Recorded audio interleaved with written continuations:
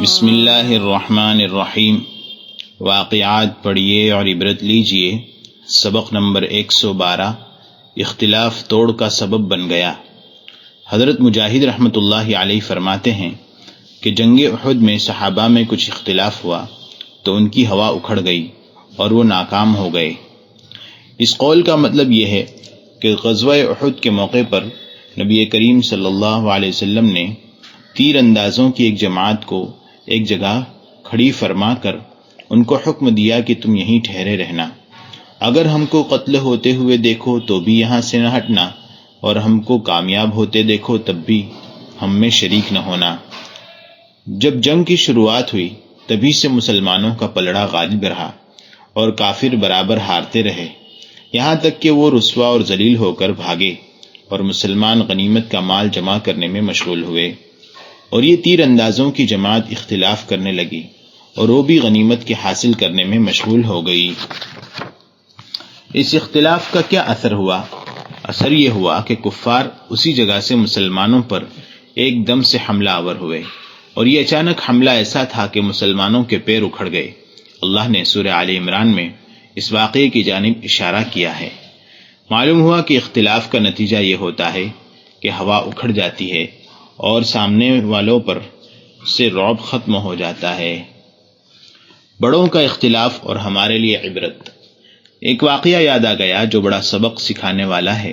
حضرت مرشدی مسیح الامت رحمۃ اللہ علیہ اور حضرت فقیہ الامت مفتی محمود حسن گنگوہی رحمۃ اللہ علیہ دونوں ساتھی ہیں، اور ایک مسئلے میں دونوں حضرات کا آپسی اختلاف ہے۔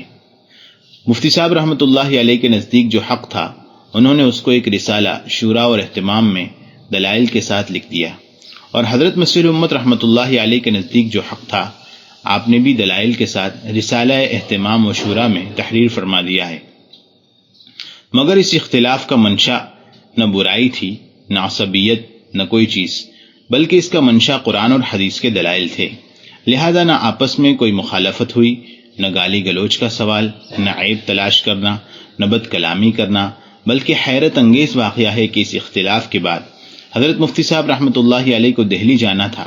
راستے میں جلال آباد حضرت مسیح الامت رحمۃ اللہ علیہ کی بستی سے گزرنا بھی تھا، تو جاتے ہوئے ملاقات کا ارادہ فرمایا اور بس اڈے پر اترنے کے بجائے مدرسہ مفتاح العلوم کے گیٹ کے قریب اتر گئے۔ مگر چونکہ حضرت والا اس وقت مدرسے کے بجائے گھر پر تھے اور گھر کے لیے ذرا چل کر جانا پڑتا ہے، تو چلتے چلتے کسی مرید نے حضرت مفتی صاحب رحمۃ اللہ علیہ سے عرض کیا کہ بس اڈے پر اترتے تو اچھا تھا کہ سواری مل جاتی۔ یہ سن کر مفتی صاحب نے عجیب جواب دیا کہ بھائی، حضرت کی خدمت میں حق تو یہ تھا کہ دیوبند ہی سے چل کر آتے، اگر ہم کمزور اتنا نہ کر سکے تو کیا یہاں سے بھی چل کر نہ جائیں؟ اللہ اکبر! یہ کہنے والے کوئی حضرت مسیح الامت رحمۃ اللہ علیہ کے مرید و شاگرد نہیں بلکہ ساتھی ہیں، اپنے وقت کے جلیل القدر فقیہ اور بزرگ ہیں۔ مگر آج ہم کو کسی سے اختلاف ہو جائے تو اپنے سے بڑے عالم اور فاضل کی توہین کرنے تیار ہو جاتے ہیں۔ غرض یہ کہ آج امت کو ایک ہونے کے لیے اور اپنی عظمت اور دبدبے کو واپس لینے کے لیے ضروری ہے کہ ان چیزوں کو اختیار کرے جس کو اسلاف نے اختیار فرما کر اپنے آپ کو ایک کیا تھا اور عظمت کا سکہ دنیا پر قائم کر دیا تھا، اور ان سے ساری طاقتیں ڈرتی رہتی تھی اور ان سے ٹکر لینے کی کوئی ہمت نہ کر سکتا تھا۔ یاد رکھنا چاہیے کہ کسی بات پر اختلاف کا ہونا نہ عیب کی بات ہے، نہ انہونی چیز ہے، بلکہ دلائل کی بنا پر اختلاف ہو تو یہ زندگی کی علامت ہے، مگر مخالفت، عداوت اور شرارت نہ ہونا چاہیے۔ اس لیے اسلام کو ماننے والے تمام لوگوں میں آپس میں محبت ہونی چاہیے، ایک دوسرے سے ہمدردی اور غمخواری کا جذبہ ہونا چاہیے، اور آپس میں اتفاق ہونا چاہیے، خواہ رنگ اور نسل میں، حسب اور نسب میں، جغرافیائی اور علاقائی اعتبار سے وہ مختلف کیوں نہ ہوں۔